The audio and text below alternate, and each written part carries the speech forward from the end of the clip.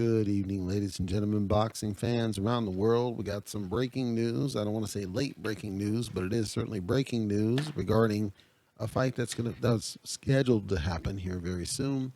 And that was, of course, one that I talked about, which is Rungvisai fighting Carlos Cuadras. That fight is not going to happen because apparently what's being reported is that Rungvisai has caught COVID and as a result is going to have to pull out of the fight. His replacement for the 115 super flyweight WBC title is a fighter called Jesse Rodriguez, who I've never heard of. So I'm going to pull this up and talk about what I think what this means for the division, because the truth is when you have what we have now is two of these four guys are out. You had Estrada, who was supposed to fight Chocolatito. Estrada's out with COVID. Rungvisai is out with COVID. And I want to just point something out here. I mentioned on, NSB, and they didn't listen to me, but the truth is we're seeing, these are people who allegedly were, they got the jab and they're allegedly protected and all this. However, we're seeing more boxers catch COVID faster than we otherwise would have thought possible. So this just tells you that you can take all the precautions in the world. You can get all sorts of jabs and all this, and it doesn't really make a difference.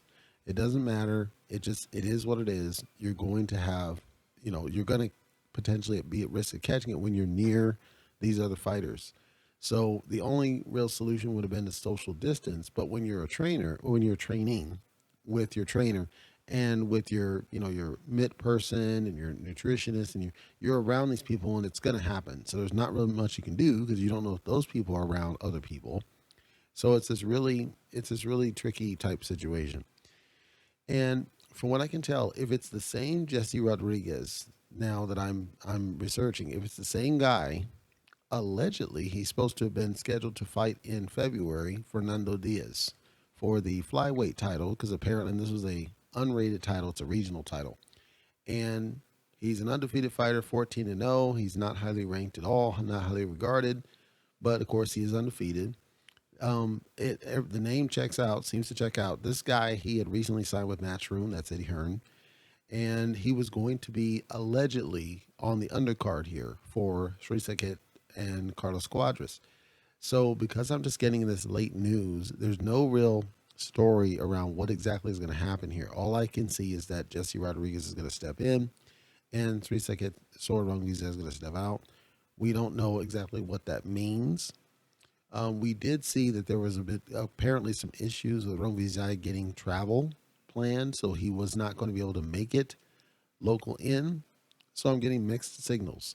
We don't know if what was it that caused the reschedule? Is it the travel or is it the COVID? I'm hearing it's the COVID, but I'm also hearing that travel might have played a part where they had somebody on standby just in case for what's going to happen. And I'm just seeing that it is Jesse Rodriguez.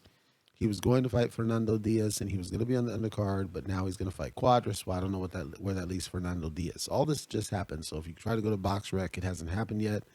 But if you go to various forms of social media, you will see ESPN and others talking about it. It's unfortunate because, like I said, of these guys, Estrada, he's out. Rungvisai, he's out. That just leaves, Carlos Cuadras. He's going to still be fighting. And frankly, Cuadras is fighting a guy that it's a late replace, short notice. And that's kind of bad because if you remember the history of late replaces, usually the late replaces give this guy, whoever that A side is, some trouble. So we could see Cuadras get upset, just like I said with Chocolatito and his replacement, where Chocolatito could get upset as well. We could see some upsets of these guys who have been at the top of the division, and then we shake things up. So I'm not happy about it because I'm a big Rungvisai fan. I'm not really an Estrada fan, but I recognize his skill. But I'm upset about it because COVID seems to be disrupting a lot of big fights because regardless of what you got jabbed in your arm, it's not going to help keep you protected, and ultimately you're still at risk of catching a thing. So I know for a fact that Estrada got it, the jab. I'm pretty sure Rungvisai would have had to have gotten it for travel because he's international. So in order for him to get on a plane, he would have had to have gotten some sort of a jab to get on the plane. So I know these guys had to have had jabs, and so the fact that they still caught it It just means that every fight's at risk. Every fight's a toss up. And you're just not going to know because it could be the last minute where they're wrapping up their training camp, they're about to fly out, and then all of a sudden they test positive for COVID before they get on a plane or something. So I guess the takeaway of this one is we will still see an exciting fight because, from what I can tell, Jesse Rodriguez is a solid fighter. It's just he's not world level yet. He's never fought at the world level like a Cuadras type fighter. It's beneath Cuadras by far. However, it seems like he'll bring it, and because it's a late replace, Cuadras could get thrown off his game. We just don't know what that looks like.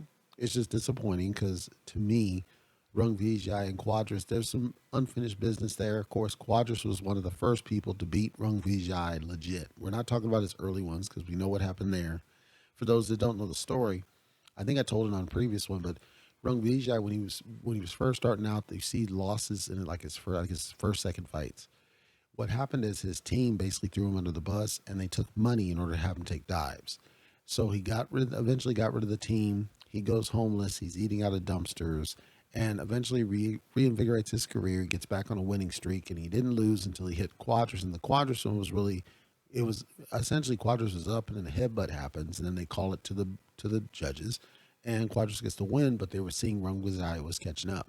So we don't really know what would have happened there. It was I would argue the first legitimate loss of Rungvisai's career, and he never got a chance to avenge it, and this would have been the chance to do it. So that's one reason I'm very pissed off about it. Number two, the winner of Chocolatito versus Estrada was supposed to eventually fight the winner of these two guys, and normally Rungvisai and Cuadras. And of course, with Rungvisai out of the picture, I wouldn't want to see Chocolatito get knocked out American style again. So I'm assuming Estrada would have taken that win.